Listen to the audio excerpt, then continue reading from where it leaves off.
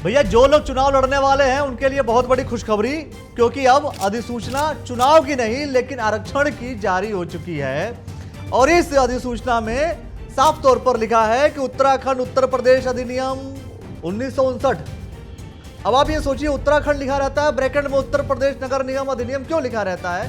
क्योंकि उत्तराखंड में उत्तर प्रदेश का अधिनियम ही लागू होता है नगर निगम के पर्सपेक्टिव में। खैर, सीधी सी बात करते हैं मुद्दे की। अब आप कहेंगे इसमें राजनीति कहां से आ गई? मुद्दे की बात कि नगर निगम देहरादून अनारक्षित हो गई है और नगर निगम ऋषिकेश अनुसूचित जाति का व्यक्ति वहां चुनाव लड़ेगा और नगर निगम हरिद्वार ओबीसी महिला, नगर निगम हरिद्वार, जी हां, ओबीसी महिला, जिसकी बात चल रही थी, जो बात कुछ समय से हवाओं में थी, अब वो धरातल पर आ गई है। यानी कि कभी कभी हवाओं में की गई बातें कभी कभी धरातल पर आ जाती है। शिद्दत से कौन क्या चाह रहा था ये पता नहीं, लेकिन सरकार के लोग क्या चाह रहे थे, मंत्री क्या चाह रहे थे, ये बहुत ही महत्वपूर्ण है।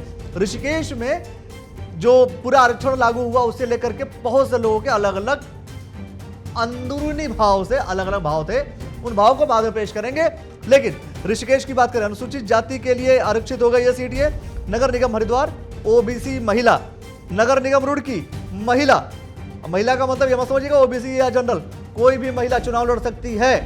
जो भी महिला चुनाव लड़ना चाहती है वो स्वतंत्र रूप से चुनाव यहां पर लड़ सकती है। नगर निगम कोटद्वार अनारक्षित किया गया है, श्रीनगर अनारक्षित, रुद्रपुर अनारक्षित और काशीपुर भी अनारक्षित किया गया है। उसके साथ साथ नगर निगम हल्द्वानी ओबीसी कर दी गई है और नगर निगम पिथौरागढ़ महिला चुनाव लड़ेगी और नगर निगम अल्मोड़ा वो भी महिला सीट की गई है। तो अब जो भी नगर निगम ये जो घोषित कर दिए गए हैं दोस्तों, इसमें अब आमंत्रित जो सुझाव होंगे, आपत्तियां होंगी, उसका सुझाव मांगा गया है। लेकिन वो 7 दिन के भीतर ही सारी प्रक्रिया हो सकती है। मतलब साफ तौर पर है, सरकार चुनाव कराने के लिए बिल्कुल ही तत्पर हो चुकी है, कोशिश कर रही है सरकार की सरकार चुनाव करा ले। लेकिन अब ये भी देखना होगा कि सरकार चुनाव कराने के लिए कितना वक्त देती है। कहीं ऐसा ना हो जाए कि कोई तैयारी करने की सोच रहा हो और 20 दिन के भीतर ही सारी कहानी खत्म हो जाए। मतलब सीधा सरकार की सूचना है, अधिसूचना आएगी कि भैया इस दिन चुनाव होने हैं, आप तैयारी कर लीजिए और बीजेपी अपनी तैयारी करके निकल करके जाए, ये भी हो सकता है। लेकिन अब देखना होगा कि रुड़की नगर निगम से कौन प्रत्याशी आता है, क्योंकि महिला के तौर पर कितने प्रत्याशी तैयारी कर रहे थे, यह सोचने वाली बात है।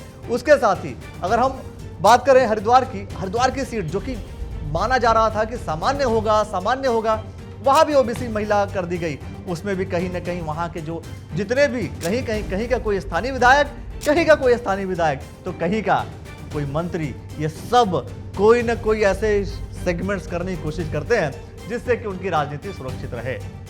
अब राजनीतिक सुरक्षित करने का जो तौर तरीका है उसे लेकर के हम बाद में बात करेंगे। लेकिन हरिद्वार नगर निगम भी ओबीसी महिला हो चुकी है और ओबीसी महिला के तौर पर वहां से कौन कौन दावेदार हैं, ये आप कमेंट सेक्शन में हमें जरूर बता दीजिएगा। कौन आपको लगता है कि ओबीसी महिला में कौन कौन लड़ेगा, किसकी पत्नियां लड़ सकती हैं, ये भी सोचने वाली बात है। और रुड़की की बात करें तो महिला की सीट पे कौन लड़ेगा, जो व्यक्ति तैयारी कर रहे थे क्या उनके परिवार का कोई सदस्य लड़ेगा, यह भी सोचने वाली बात है। और ऋषिकेश की हम बात करें तो ऋषिकेश अनुसूचित जाति हो चुकी है, तो वो वहां से कौन चुनाव लड़ेगा? कुछ ऐसे दावेदार हैं जिसका नाम हम आपको लेकर के बताएंगे, लेकिन वो अगले एपिसोड में बताएंगे। ये आपके लिए बहुत वो सूचना, जिस सूचना के आधार पर शायद अब आप तैयारियां करना शुरू कर देंगे। बहुत से लोगों के पास इंफॉर्मेशन आ चुकी होगी और आपके हिसाब से जो दावेदार हैं, जहां के दावेदार हैं, वो आप कमेंट सेक्शन में प्रतिक्रिया दीजिए। बहुत सारे विषयों को लेकर दोस्तों हम बात करते रहेंगे।